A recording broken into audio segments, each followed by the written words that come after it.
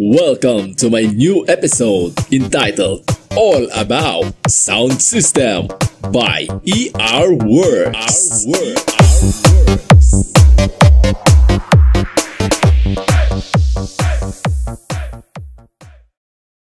At for today's topic ay all about mid-high speaker box. Ano-ano nga ba ang mga box na pangkaraniwang ginagamit sa mid-high? At alin dito ang magandang gamitin? Kung interesado ka sa topic na ito, tara, samahan mo ako. Teka. Bago tayo magsimula, siguraduhin muna na nakasubscribe ka na at nakahit na ang notification bell para updated ka sa mga bagong upload. Paki-follow na din po ang aking FB page para kung sakaling may giveaway ako, kasali ka. Malay mo, ikaw pa makakuha. O diba, natuto ka na, nanalo ka pa. At balik na po tayo sa ating topic. Ano-ano nga ba ang mga common types at design ng box ang ginagamit ngayon pang mid-high o full range? Isa-isahin po natin at alamin kung ano yung usage o saan ito ginagamit, function ng design na ito, at yung advantage at disadvantage nito kumpara sa ibang design. At bago po yan, bonus ko na lang sa mga baguhan. Ano nga ba ang mid-high at full range na box? Pag sinabi pong mid-high, meaning mid tsaka high frequency lang ang patutugtugin mo dito o yung boses at sa gitsit lang kasi kalimitan may separate na ito na subwoofer. At pag sinabing full range, bali low, mid at high frequency, lahat po ito patutugtugin mo sa isang box. At ito ay kalimitan ginagamit sa mga simple setup na wala nang ginagamit na subwoofer. At ngayon, magsimula tayo sa pinakasimpleng mid-high design. Ito ay tinatawag ng karamihan na flat mid-high box. Kasi flat lang ito at meron lang ito port o vibrator. Pwede ito as is lang at pwede rin lagyan ng screen for more aesthetic ika nga. At for protection na rin. Ngayon, saan ito madalas ginagamit? Ito po ay kadalasang ginagamit sa mga indoor setup, gaya ng church, conference room, mga indoor hall, at mga small setup sa outdoor. At ito din ay kadalasang ginagamit sa mga stage monitor. Ngayon, ano ang function ng design na ito? Dahil ang box na ito ay flat lang at walang horn, direct po yung output ng speaker. Kung ano yung quality ng output ng speaker ay maintain lang. Kaya mainam ito sa indoor at small event kasi malinaw ang tunog nito. Ang advantage nito sa mga may horn at bullet ay mas malinaw ang output nito at di mahirap timplahin. Kahit simpleng setup lang, goods na. Tsaka kung sa DIY box, mas mura ito. Puwera na lang kung bibili ka ng ready-made na branded. Medyo madugo yung presyo ng mga yon. Ang disadvantage naman nito ay kung sa outdoor at big events mo ito gagamitin, malapit lang yung maaabot ng kanyang tunog o maliit lang yung range niya at kailangan mo pa ng madaming box para ma-accommodate ang buong venue. At ngayon, punta na tayo sa susunod na mid-high box design. Ito ay ang horn-loaded mid-high box.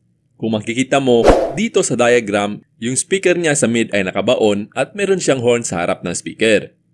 Pwede itong plywood na nakafix na sa mismong box at meron ding fiberglass na removable o yung pwede mong tanggalin. Ngayon, saan ito madalas ginagamit? Kadalasan po ginagamit ito sa outdoor sa mga mobile PA system at mini sound sa probinsya.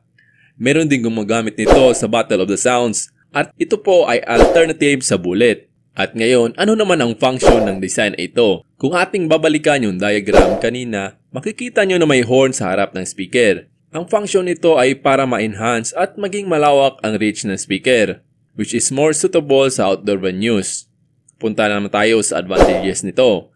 Ang advantage nito kumpara sa flat mid-high box ay mas malawak at mas malayo ang abot ng tunog nito kaysa sa flat mid-high.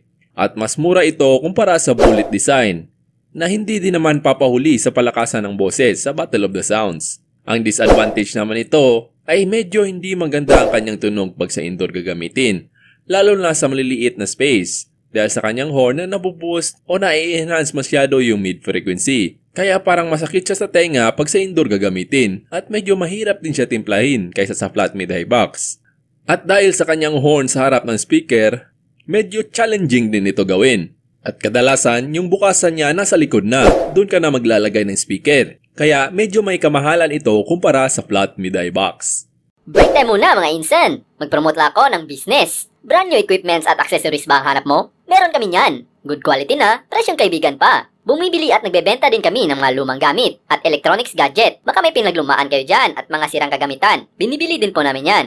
Sira ba amp o speaker mo? Nag-ayos kami niyan at kahit iba pang kagamitan. Basta makaya ng aking kapangyarihan. Hanap mo ba ay box na mura at tested na? Meron din kami niyan.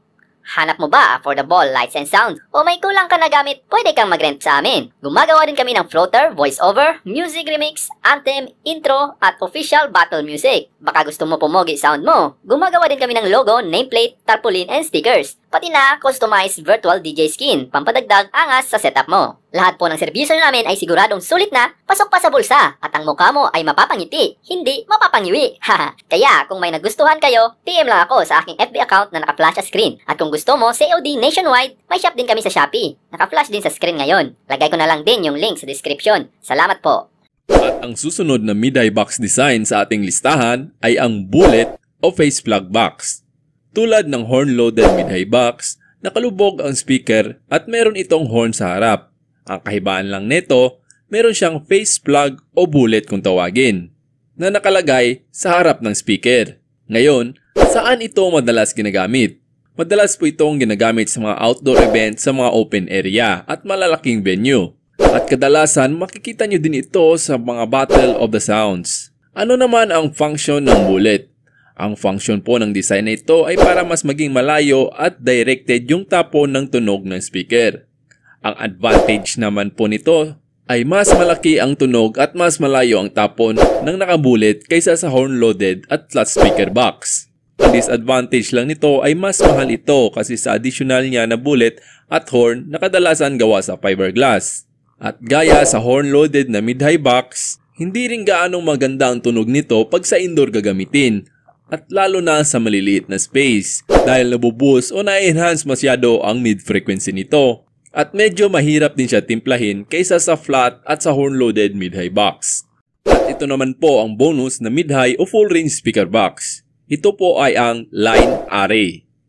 Kung titingnan ay para lang siyang simple mid-high at nakabitin lang. Pero magkaiba po yan sila. Ang line array gumagamit ng wave-guide horn at yung pagka-stack niya ay pa-curve at may computation po ang angle at height niyan.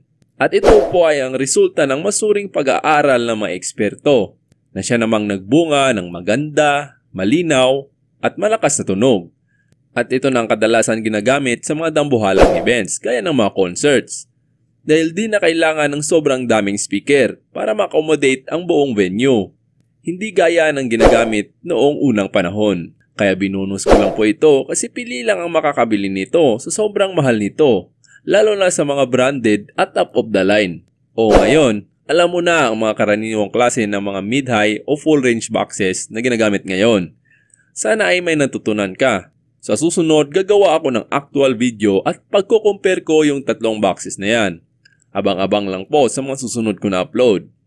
At palagi ko pong paalala, kung may mali man akong nasabi, feel free to correct me. Dahil hindi po ako perpekto. Tao lang po ako. Nagkakamali din. At dito po nagtatapos ang ating video. Maraming salamat sa tiwala at suporta. God bless po sa ating lahat.